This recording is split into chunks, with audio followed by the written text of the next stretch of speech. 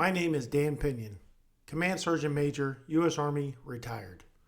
As the former First Sergeant of F Troop, 1st Cavalry Regiment, 1st Brigade, Brigade Reconnaissance Troop, 1st Armored Division, I served alongside some of America's finest warriors during the fierce battles of Ramadi in 2006 to 2007. Today, with a heavy heart and a strong determination, I'm here to right a wrong, to ensure that one of those warriors, Sergeant Marquees Antwon Quick, receives the recognition he truly deserves, the Medal of Honor, our nation's highest military award. I want to take you back to August 19th, 2006 in the heart of Ramadi, Iraq, a city gripped by insurgency where Al-Qaeda controlled over 70% of the terrain, and our brigade faced an average of 46 enemy attacks per day. Sergeant Quick's team from 2nd Platoon was on a high-risk, small-kill team mission in the dangerous P8 sector of Ramadi, south of Combat Outpost Grant. Their mission was to infiltrate under the cover of darkness, establish a rooftop observation post, and identify and eliminate insurgents in placing improvised explosive devices, or IEDs, along key supply routes. The team departed Combat Outpost Grant around 0230 hours, traveled on foot south to a 2-story house in sector.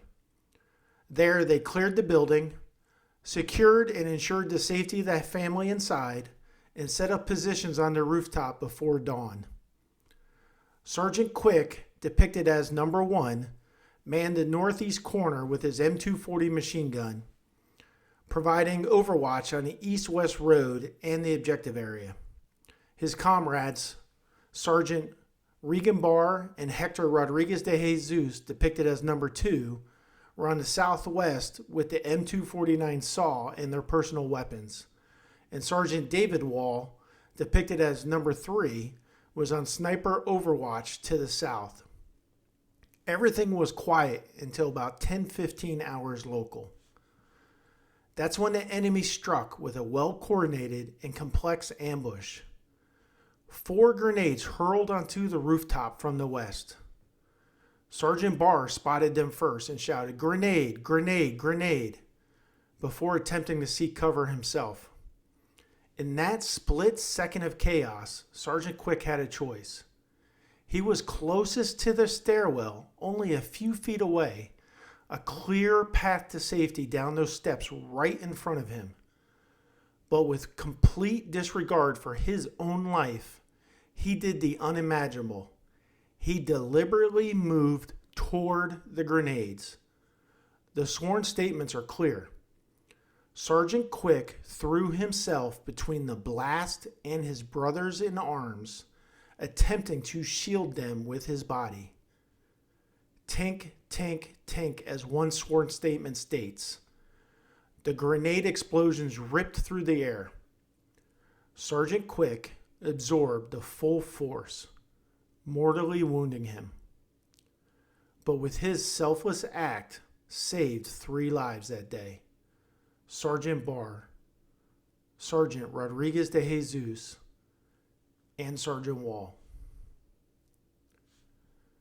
The survivors regrouped, treated their wounds, returned fire, stopping any continued enemy attack, and called for extraction. The team, and later the rest of the platoon, evacuated under fire, facing a rocket-propelled grenade attack and 2 improvised explosive device attacks en route back to Camp Ramadi, where Sergeant Quick was pronounced dead. Sergeant Quick's actions weren't just brave. They were conspicuous gallantry at the risk of his life, above and beyond the call of duty. His sacrifice mirrors that of other Medal of Honor recipients. Corporal Jason Dunham, who covered a grenade in 2004. Private First Class Ross McGinnis, who absorbed a grenade in his vehicle. Master at Arms Michael Mansour, who dove on a grenade to save his SEAL team. And Lance Corporal Kyle Carpenter, who shielded Marines from a grenade blast. Like them, Sergeant Quick consciously chose to protect his team, knowing the fatal and ultimate cost. Who was Marquees Quick beyond the battlefield? Marquees was born 17 September 1977 in New York, but relocated to Center Point, Alabama when he was young. He attended Huffman High School, class of 1996. He was a family man who saw or called his mom and grandmom every day. Marquees was the oldest of three brothers, Matthew, Brandon, and Keith Quick. Marquees served an initial tour on active duty, left, and joined the Alabama National Guard, met his wife at church, and after 9/11, they transitioned back to active duty because he knew he didn't want to be left on the sidelines potentially. This is from Marquees' wife. Marquees was a loving husband, a great leader and motivator with a big heart and a big head, as he would joke. He often joked that I was a cougar because I was 2.5 weeks older than him. Marquees took his role as a leader to heart and never wanted to let his men down. Marquees was my best friend, husband, and cheerleader. The family misses you dearly, Sergeant Marquees A. Quick. Gone but never forgotten. Love always, your wife. Sergeant Marquees A. Quick is buried at Zion Memorial Gardens in Birmingham, Alabama. As standard practice at the time, Sergeant Quick automatically received a Bronze Star and a Purple Heart. Amid the chaos of deployment, where our Brigade Reconnaissance Troop suffered nearly 50% casualties in 45 days. As his first sergeant, I identified his remains at the morgue. But with our troop fully engaged in intense operational tempo and fierce battle for control of Ramadi, I failed to grasp the depth of Sergeant Quick's sacrifice, and I failed him. During this demanding deployment of heavy casualties and losses, my focus was on the troop's next mission, the soldiers gearing up to go right back out the gate within a few hours. And this stopped me from fully appreciating Sergeant Quick's extraordinary sacrifice at that moment. I fucked up and failed, and I am sorry. It wasn't until 2023, while researching a book honoring our fallen and wounded, that a review of the original sworn statements and talking to our soldiers revealed the true extent of his valor. Specifically, the sworn statements clearly indicate that Sergeant Quick moved toward the grenades instead of seeking cover. After all these years, we have pieced together all the requirements to submit a formal request to the Department of the Army for an upgrade of Sergeant Quick's award to the Medal of Honor, our nation's highest military honor. This decision wasn't made lightly.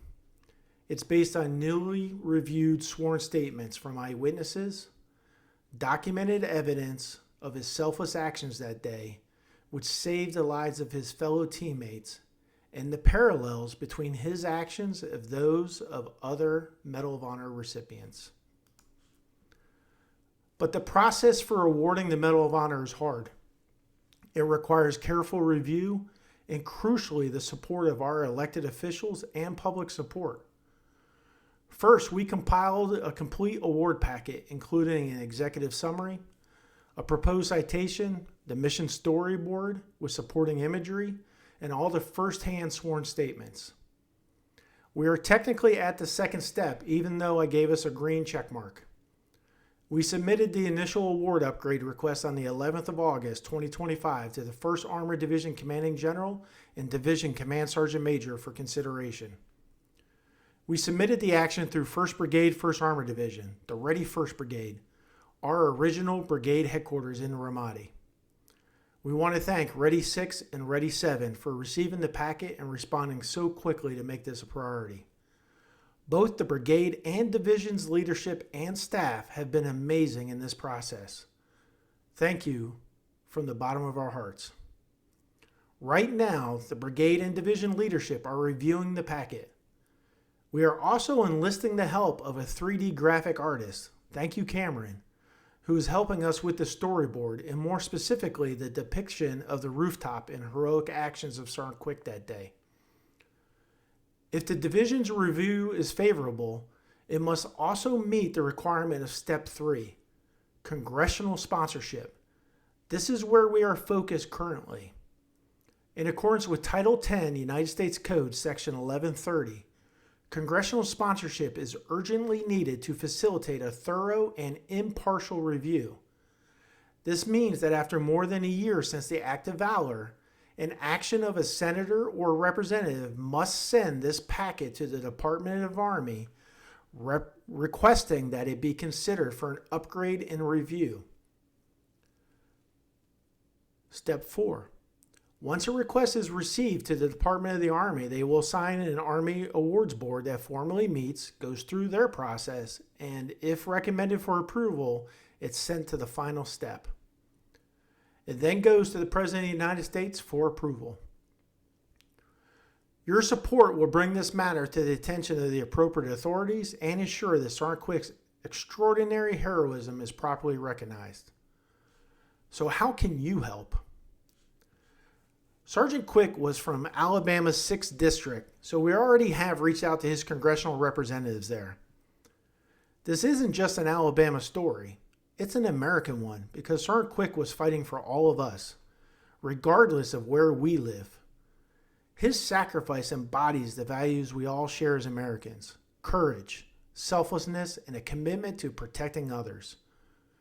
When we honor his valor, we reaffirm those values and show our support to all who serve. Help me share Sergeant Quick's story so we can properly recognize and honor his bravery, heroism, and sacrifice. Every citizen can act. Share this video and his story widely. Contact your own congressional representatives. Call, email, or write, and urge them to sponsor or support this upgrade. Sergeant Quick's sacrifice saved American lives in the face of overwhelming danger. Every voice counts. This isn't about a medal. It's about honoring unbreakable valor, ensuring no hero is forgotten. Sergeant Marquees Antwon Quick, you will never be forgotten. To your family and the Phantom family, we will not stop until we complete this process and Marquees is properly recognized for his heroic actions and sacrifice. Phantoms, ready first, Iron Soldiers. God bless America. Thank you for watching and taking action. Let's make this right.